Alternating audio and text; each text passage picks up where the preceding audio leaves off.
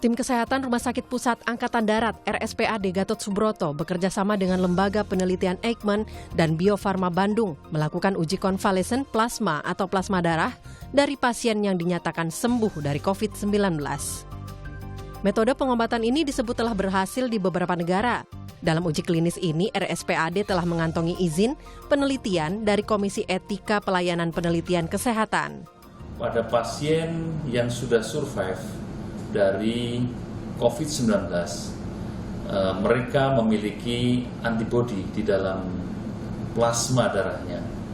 Sehingga dengan melakukan pengambilan plasma, kemudian mengekstrak, mengolah, kemudian diberikan kepada pasien-pasien COVID-19 yang dalam kondisi berat dan mungkin terpasang ventilator, dapat diberikan plasma tersebut dengan harapan atau dengan reasoning bahwa pasien tersebut akan memperoleh penguatan antibodi sehingga proses pemulihannya lebih baik. Sementara Ikatan Dokter Indonesia (IDI) menyebut pemberian plasma pemulihan pada pasien yang masih menderita COVID-19 tetap harus diikuti dengan pengobatan standar yang tengah diberikan.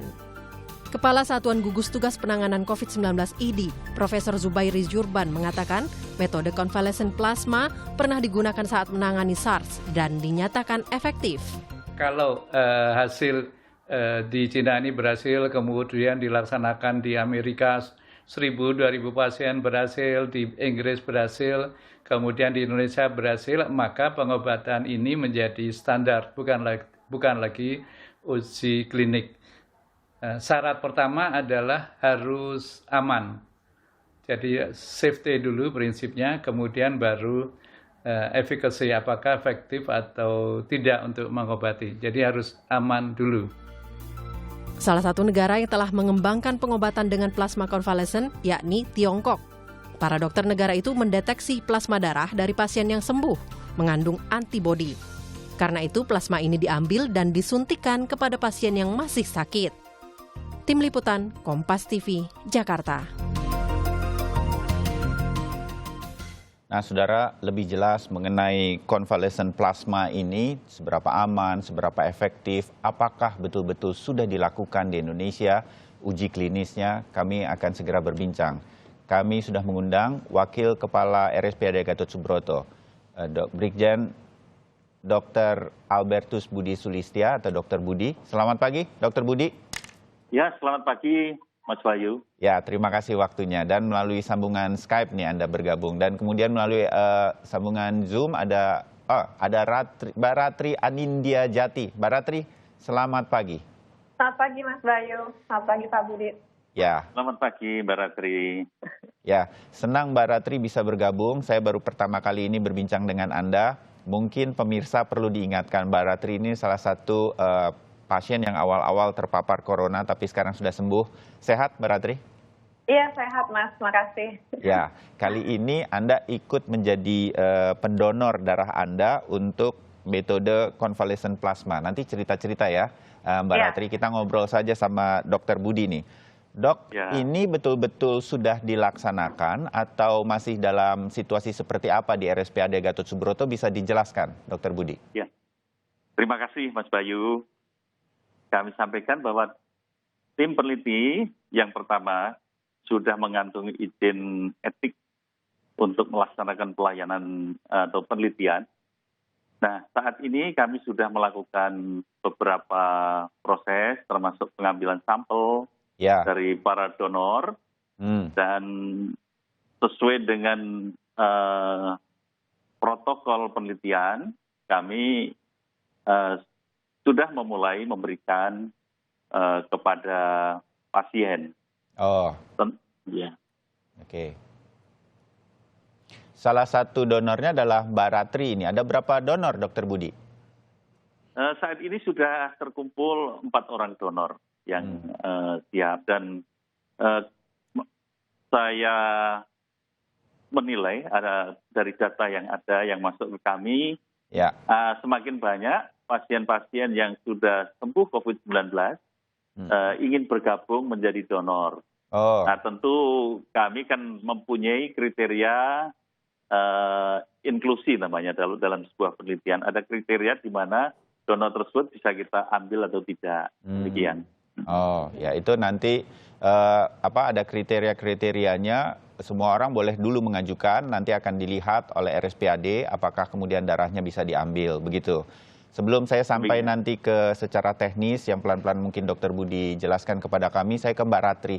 Mbak Ratri, Anda dihubungi oleh RSPAD atau bagaimana sebelumnya ketika kemudian akhirnya Anda memutuskan untuk menjadi donor, Mbak Ratri? Iya, kami keluarga dihubungi oleh RSPAD. Jadi sekitar 2 minggu setelah sembuh dan keluar dari isolasi di RSPI Sulianti Saroso, pihak RSPAD menghubungi kami dan bertanya apakah kami bersedia. Nah, waktu itu kita sebenarnya agak ngerasa takut karena kita kan bukan, halo? Masih tersambung ya? Masih? Silakan Mbak Ratri. Oh iya, maaf. Agak takut aja karena kan kita nggak biasa mendonorkan darah karena kebetulan keluarga tuh darahnya rendah semua. Ya. Jadi pas didatangi lalu diminta tuh agak, aduh kok takut ya, terus nggak familiar dengan sistem penyaringan darah ini, kemudian diambil plasmanya. Tapi lalu dari pihak RSPAD menerangkan dengan sangat baik dan kita memang dibuat mengerti tentang prosesnya. Lalu akhirnya hari Sabtu minggu lalu itu kami ke RSPAD untuk diambil plasma darahnya. Oh ya, apa yang membuat ketika dijelaskan oleh RSPAD begitu tim dokternya ini metode baru dan lain-lain, ada kemungkinan ini bisa menyelamatkan pasien-pasien yang sekarang terpapar virus corona yang mungkin situasinya bukan ringan sedang tetapi yang sudah cukup parah begitu. Apa yang membuat Mbak Ratri dan keluarga, iya deh kami memutuskan, apalagi bukan orang yang sering mendonorkan darah, tekanan darah rendah. Apa yang di dalam benak Mbak Ratri dan keluarga, iya deh kita coba yuk ini. Ya, apa Mbak Sebenarnya, sebenarnya waktu pertama kali diterangi, kita masih agak, ya kan tentang COVID ini kan perkembangannya setiap hari selalu ada perkembangan baru. Nah kemudian setelah waktu kita mengatakan iya itu juga karena kita dan pihak RSPAD sudah makin yakin bahwa ini bisa berguna dan sudah makin yakin bahwa di negara lain pun kita dengar mereka sudah melakukan teknik ini dan bisa menyembuhkan. Jadi terus lalu aku oke deh boleh karena memang sudah pasti ini adalah dampaknya positif dan bisa membantu penyembuhan dan juga penelitian untuk vaksinnya. Jadi kenapa enggak ikut bantu juga. Baik, nanti ini sudah diambil kan ya, Mbak Ratri sudah ke RSPAD dan diambil darahnya begitu ya? Oke, nanti sudah. Cerita ya, seperti apa itu pelaksananya. Saya ke Dr. Budi sebentar. Dok, ini diambil darahnya itu seperti kita ditransfusi biasa atau kalau disebut plasma darah itu ada yang berbeda dari seperti mendonorkan darah, Dr. Budi? Ya, jadi prinsipnya hampir sama dengan proses donor darah, Mas Bayu. Jadi pada awalnya kita ambil 10 cc ya untuk dilakukan screening namanya. Screening untuk pemeriksaan adanya infeksi melalui transfusi darah ya. Sehingga sampel ini benar-benar aman. Jadi nanti diperiksa untuk disingkirkan dari pemeriksaan HIV, HPSAG, HCV, kemudian termasuk sifilis dan sebagainya. Artinya sampel ini supaya aman. Setelah memenuhi kriteria, maka kita lakukan pengambilan plasma atau plasmafaresis namanya. Dengan alat aferesis kita ambil sebanyak 200 cc plasma. 200 Mengapa? cc. 200 cc, ya. Ya, ada alasan khusus kenapa sebanyak itu jumlahnya, Dok? Tentu ada reasoning secara ilmiah dari tim peneliti.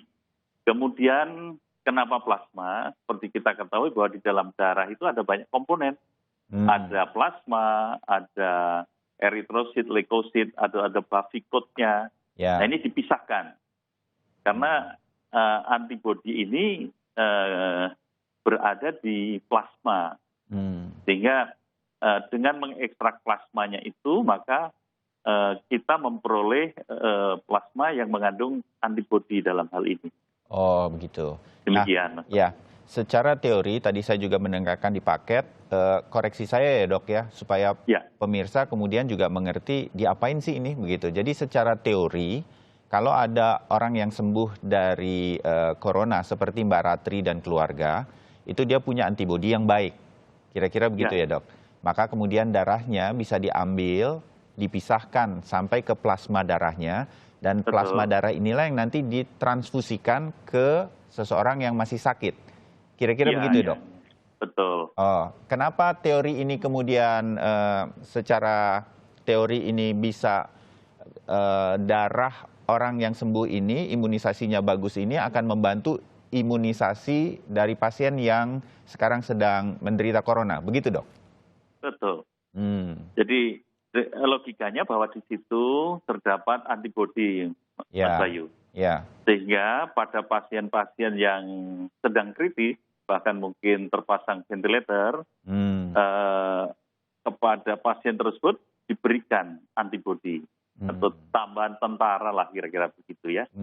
Sehingga diharapkan dia mempunyai tambahan kekebalan, meskipun sifatnya adalah kekebalan pasif namanya. Kalau kekebalan aktif kan berarti dari dalam diri pasien sendiri. Nah, kalau ini berarti tambahan kekebalan yang sifatnya dari donor, dari orang lain. Ya, dengan begitu ini berarti golongan darahnya harus sama, kemudian banyak hal yang perlu diperhatikan, apalagi dok? Jadi yang pertama kita harus periksa HP-nya, kemudian dilakukan golongan darahnya juga harus sama. Kemudian dilakukan cross-match. Apakah ada kemungkinan reaksi imunologis yang membuat pasien reject terhadap transfusi plasma tersebut. Dan ini sangat standar dilakukan di dalam proses transfusi darah sesungguhnya. Hal-hal yang biasa yang menjadi pertimbangan medis atau dokter ketika ingin melakukan transfusi darah pada orang ke orang dengan situasi seperti apapun begitu ya. Betul. Mbak Ratri, waktu Anda diambil darahnya, adakah yang berbeda, sakit atau enggak begitu Mbak Ratri, atau seperti apa situasinya waktu itu ketika Anda diambil darahnya sampai 200 cc? Iya, jadi jarumnya emang agak tebel ya, kalau nggak salah. Jadi waktu masuk memang ya pastinya agak sakit, tapi lalu jadi awalnya karena aku takut, awalnya aku hanya ingin memberi 1 cc, tapi kemudian diterangkan oleh dokter bahwa untuk mendonorkan plasma per satu orang yang terpapar itu diperlukan 300 cc. Jadi aku pikir, wah ini kalau aku udah sampai sini diambil plasmanya tapi cuma 1 cc kayaknya agak percuma. Jadi aku bilang, dokter ambil aja deh 200 cc begitu. Nah, jadi ternyata pas proses itu untuk per 1 cc plasma buat aku karena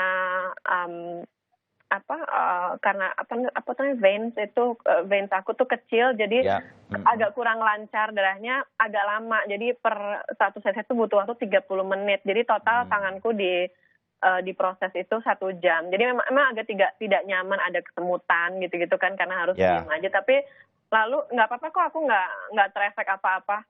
Karena kan darah merahku masuk lagi ke tubuh, jadi nggak ada kekurangan darah. Oh, baik. Nah, ini pengalaman dari Mbak Ratri yang sudah diambil darahnya, rela untuk mendonorkan darahnya, untuk nanti diambil plasmanya untuk membantu yang lain. Saya sudah cukup jelas nih berkaitan dengan situasinya, bagaimana metode ini Dr. Budi dan juga Mbak Ratri.